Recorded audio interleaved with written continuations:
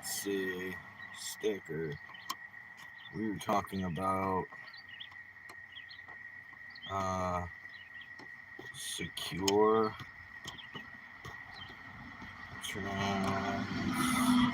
dragonfly. There we go. Secure transitional tiny house community. We're gonna do how about blue?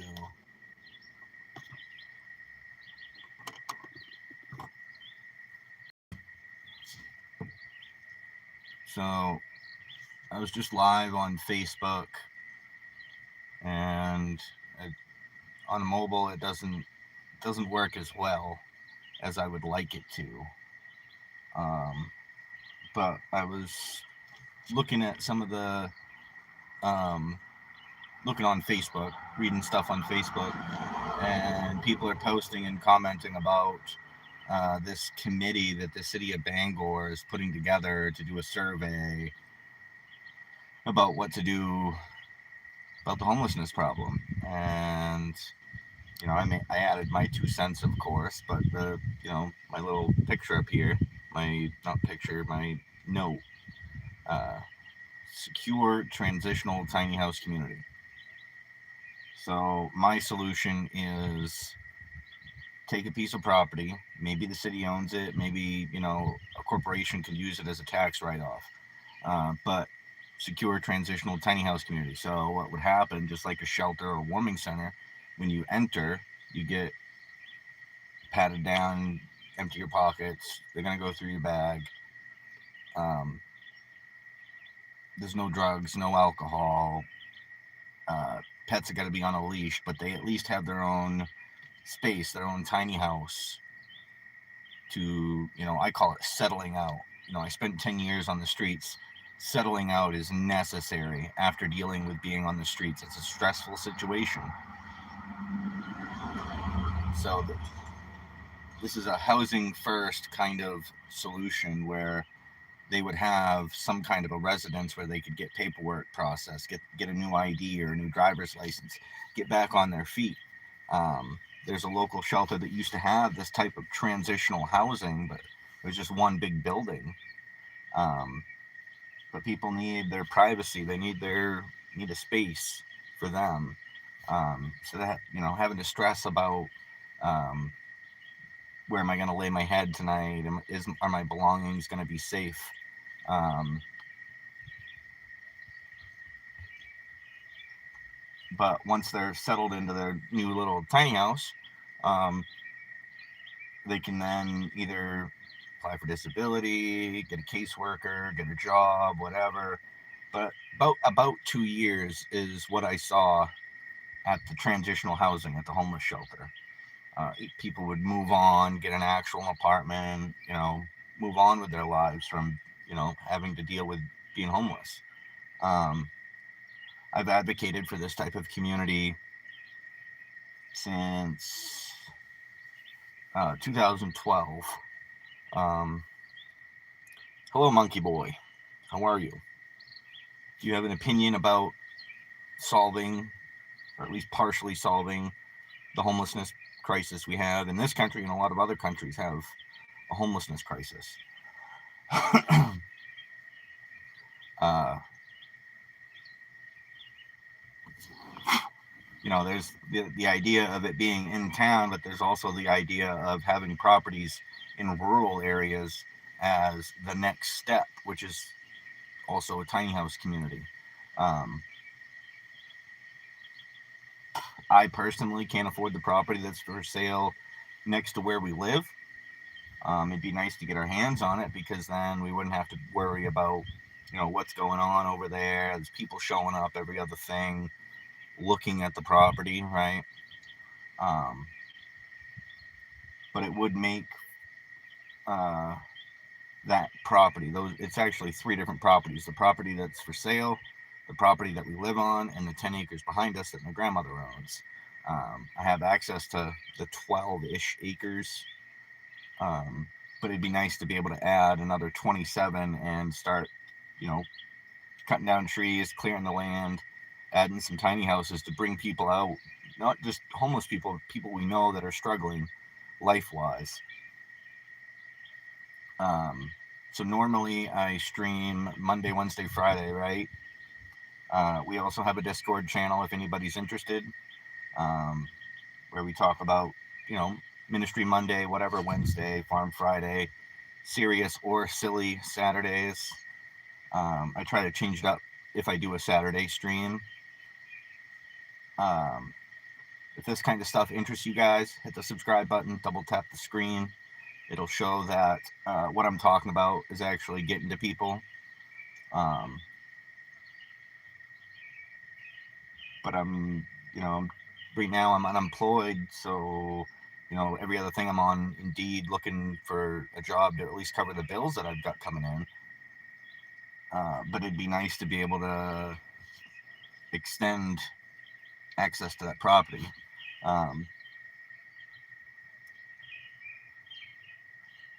You guys have any opinions about possible solutions to the homelessness crisis?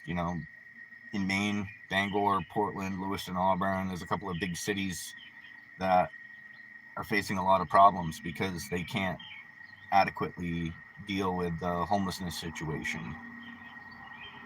I'm not saying that they're going to immediately, pick up a 40-hour-a-week job and get into their own apartment real soon. Some people struggle with those kind of things. Even if it's volunteer work or under the table work. I hate to put it that way, but under the table work is what I did for many years. Homeless, painting and roofing and sheetrocking. I didn't like it. So just come on here and let people know what I'm pushing for, what I'm advocating for. Try to get people interested in the community, interested in actually doing something about the problem instead of talking about it and seeing it, secondhand. And I know, like I said, I know what people go through. I did this for 10 years, living on the streets, not having a care in the world, doing whatever I wanted, and it didn't help me in any way. And that's kind of I think my life mission is building society in a way that benefits them. Everybody says pull yourself up by the bootstraps. Car team, hello.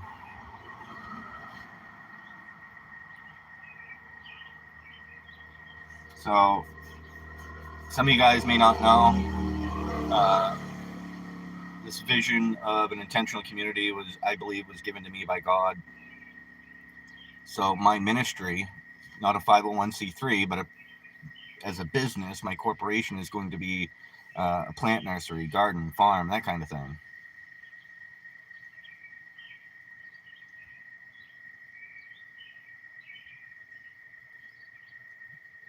So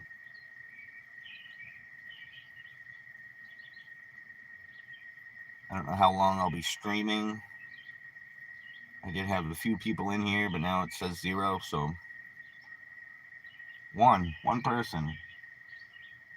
Have you already said hello? Or are you just coming in? Because the topic we're talking about is pretty serious. When a local city, to me, has $20 million specifically earmarked to deal with the homelessness issue, and they do nothing. They just keep kicking them out of the different encampments. One of them was near where there's a canoe race every year. And in order to make it seem like everything's hunky-dory, they kick them out of that encampment by the river, and they go somewhere else, and then eventually they'll either move back or go to a different encampment. They keep getting kicked around and shunned by society, more or less. They have to set up camps in some of the worst places in town.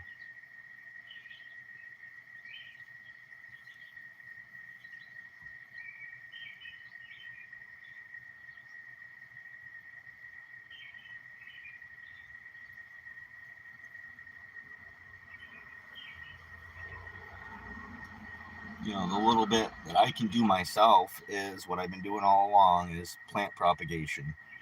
I've got 60 or so sedum cuttings that are, most of them are rooted at this point. I think I'll be potting some up once I get back to the house. But those 60 plants are going to be, within a few years, are going to be mother plants to cut even more plants. I went over to that property that's for sale next to us and cut, I don't know, probably close to a dozen lilac cuttings, softwood cuttings. Usually once I take cuttings from something, we'll put it on the north side of the house where there's shade and wait until things start to make root and then transition them into soil. Eventually we'll be selling off some of these plants. Hostas are coming around, not as many numbers on those. I think we've got maybe a handful that can be split this year in the fall, or probably in the fall. Because I've got a hand miter saw that I can cut roots pretty good. When we propagated the daylilies, I cut those with a miter saw, a hand miter saw, and it did really well. I think we're up to 18 or so hostas, Patriot hostas, 2 Earth Angel hostas. Excuse me.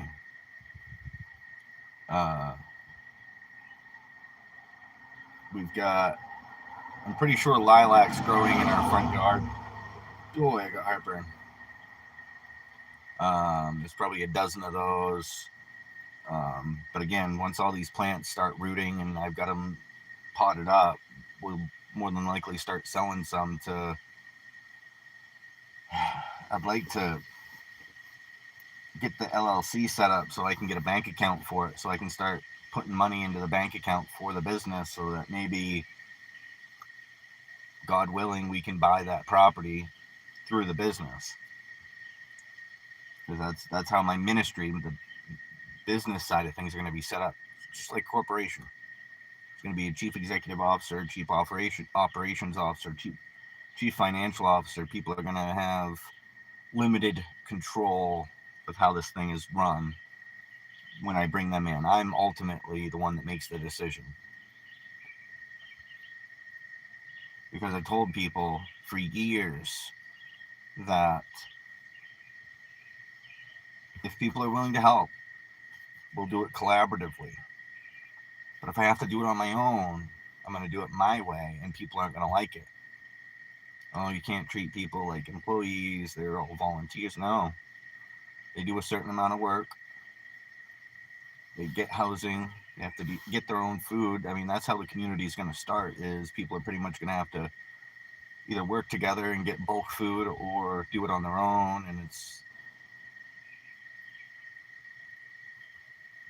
but let's see, the white spruce, I think I still got 18 of those little baby cuttings.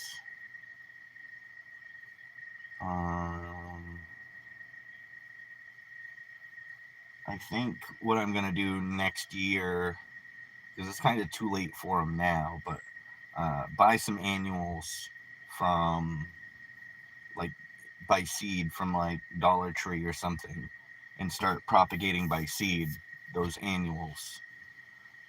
Red columbine is growing quite well in the little trays. We're going to be transplanting those probably once I see a little bit more growth, I think.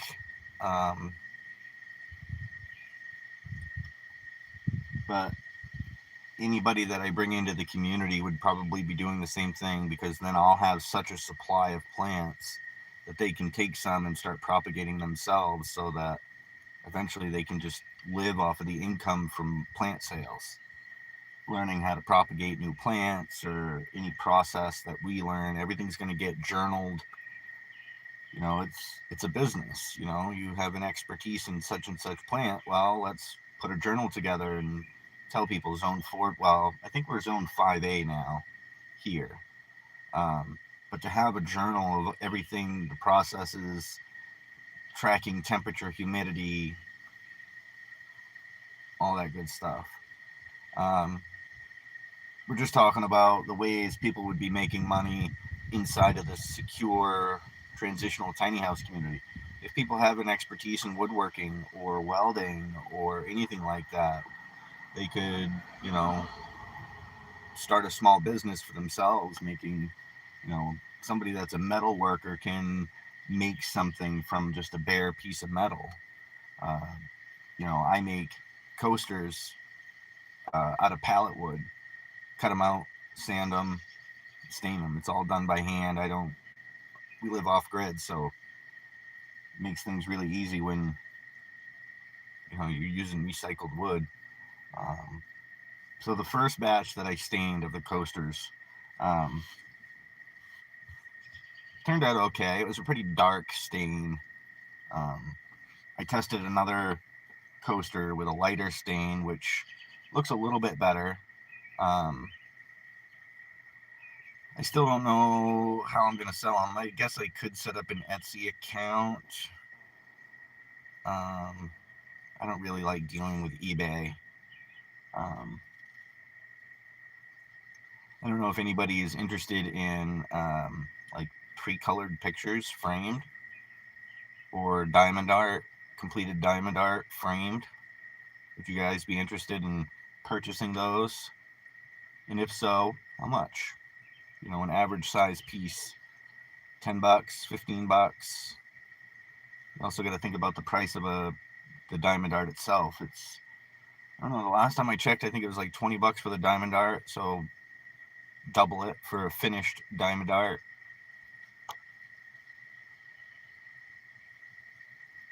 I'm just brainstorming different ways to fund a private tiny house community.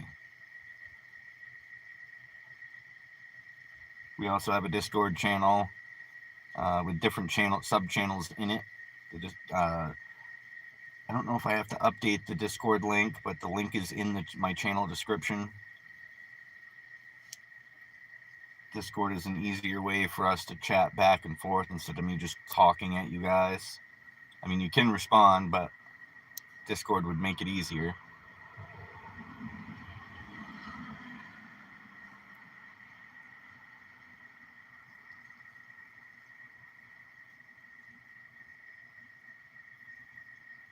But yeah, we'd like to live off grid as much as we can using, I don't even know what the word is, but like solar panels and wind turbines are like the standard for alternative power. But we're also going to be looking at using other sources of energy.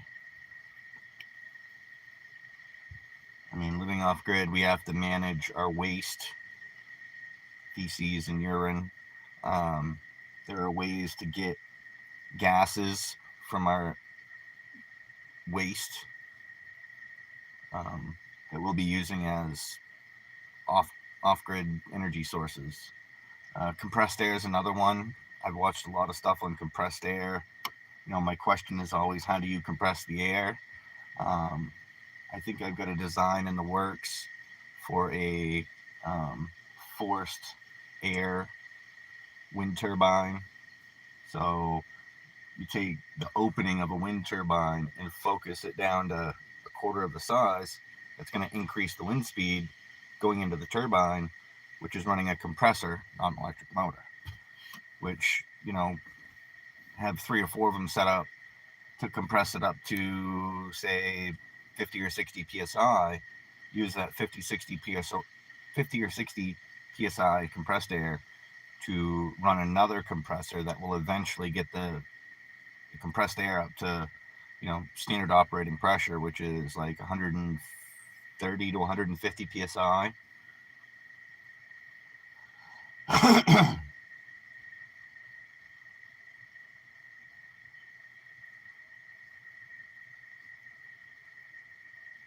mean, we're just sitting here brainstorming a bunch of ideas to fund property acquisition to expand this tiny house community idea.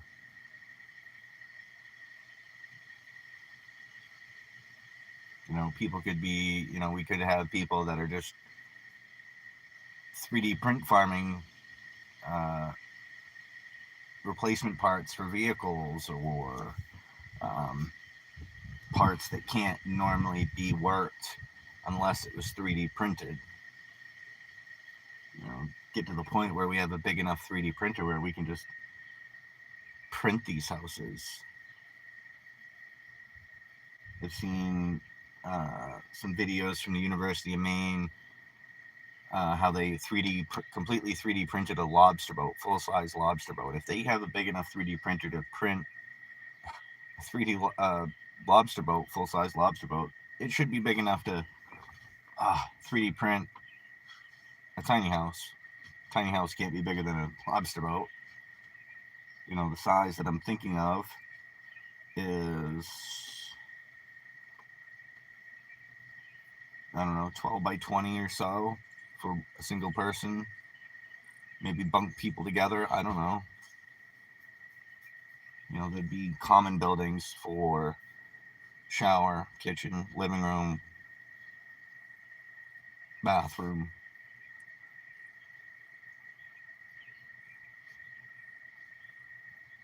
And it really wouldn't take more than, if we were going to build it with regular, wooden materials,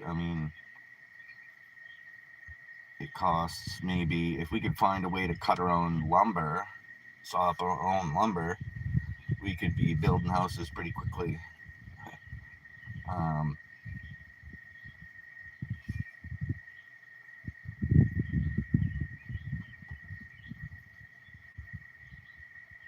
I thought about even building some cabins out of pallet wood, completely out of pallet wood, which, there's the only thing that would limit us, I think, is the fact that we wouldn't have 2x6 material for floor joists.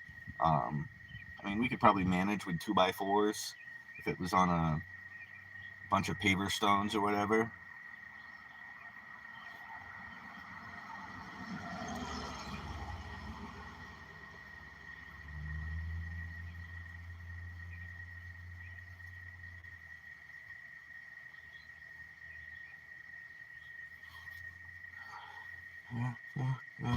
I wonder if I went and got my laptop and looked up my own live, if I could. I don't know if I really need to.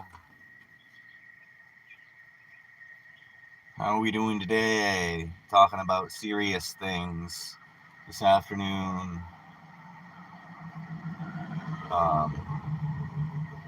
We've been brainstorming different ideas for how to make this idea profitable. Not for the city, not for the government, but for the people in the community.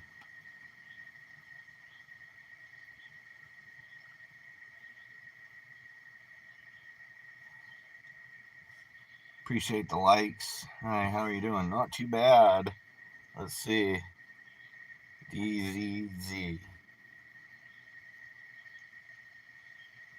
Or XDZZ.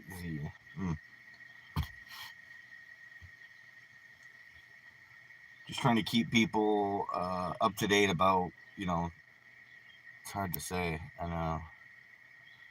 That's all right.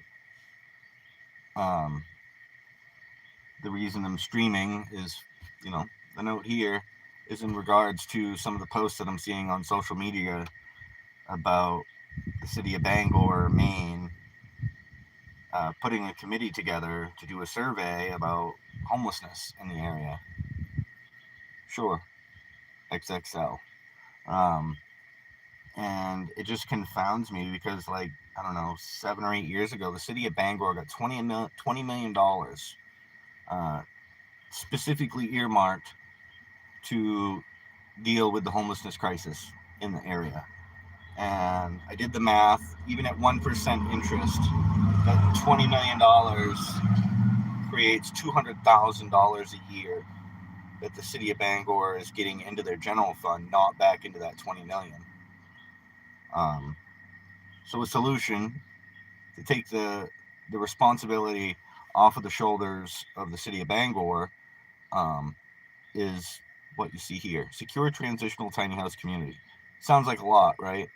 So let's break it down. Secure is just like going into a shelter, warming center, whatever. You get patted down, you empty your pockets, they go through your things to see that if you don't have anything illegal.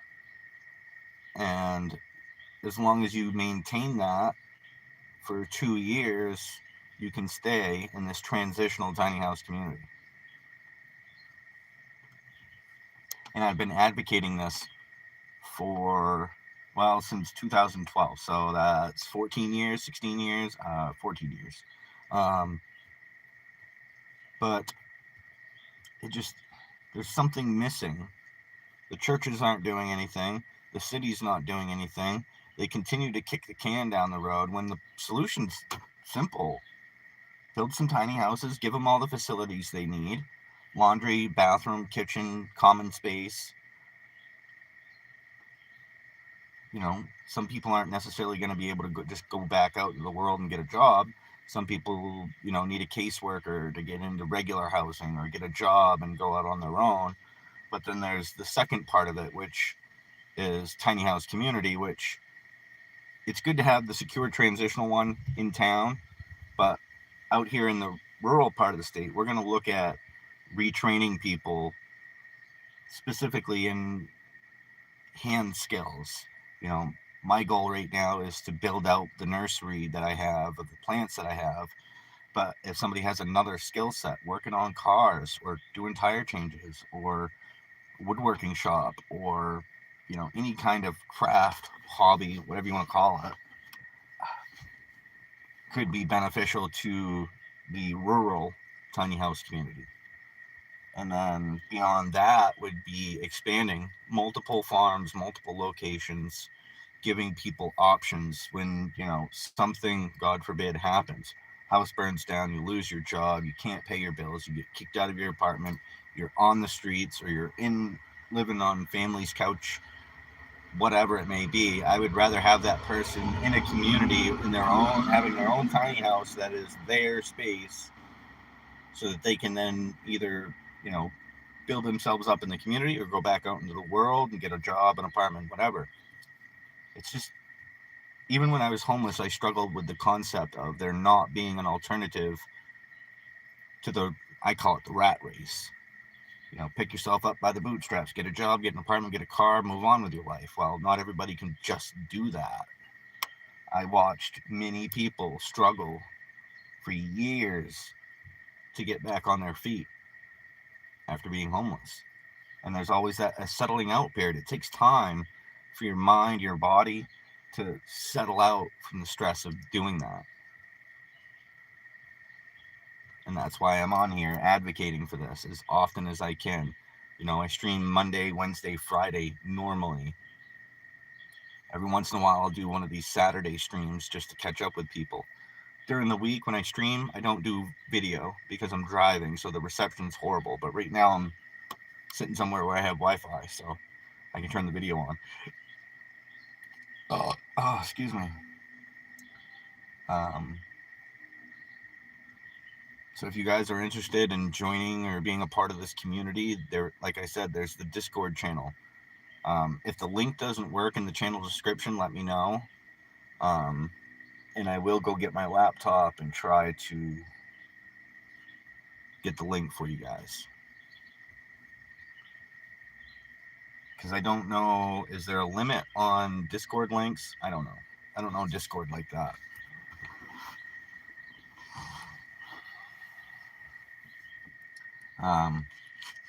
But the idea, it didn't start this way, but it evolved over time, is this type of community out in rural area isn't just for homeless people. It's for everybody that wants a life worth living instead of running the rat race.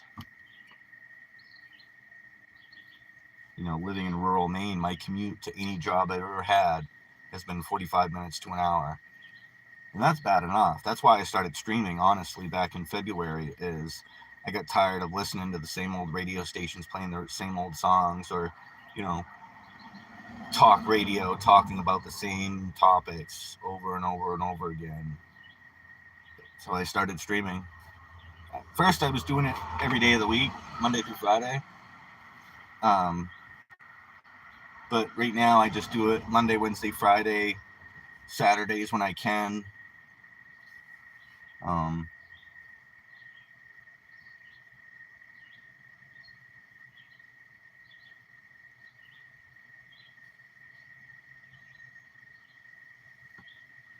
I don't know if people just aren't getting the idea of what I'm talking about, or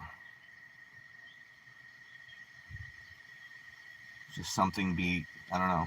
I really don't know. At first it was, the idea of a nonprofit made sense, but that's only if people are willing to help. Again, if I have to do it on my own, it's going to be run like a business, and that hurts people's feelings. But it's, like any movement, if it doesn't have backing, if it doesn't have support, it's not going to go anywhere. Grassroots movements only happen when there's people behind it, and I haven't really found anybody that's willing to risk investing in a business when the business is modeled on some of the most profitable market gardens in the world. Like, I've read through JM Fortier's book. I've read through Elliot Coleman's book. These guys are in the north. Elliot Coleman lives on the coast of Maine. JM Fortier's in Canada. These guys have huge farm businesses. Like, why couldn't we do that in a way that, we'd be producing so much food, it'd be crazy. If I had 20 people on open land, with the right equipment, the right resources, this thing would blow up. I know it. JM Fortier went from a 2-acre farm as a proof of concept, and now he's on a 10-acre multi-million-dollar farm with, each acre is managed by a different person, all collaborating together.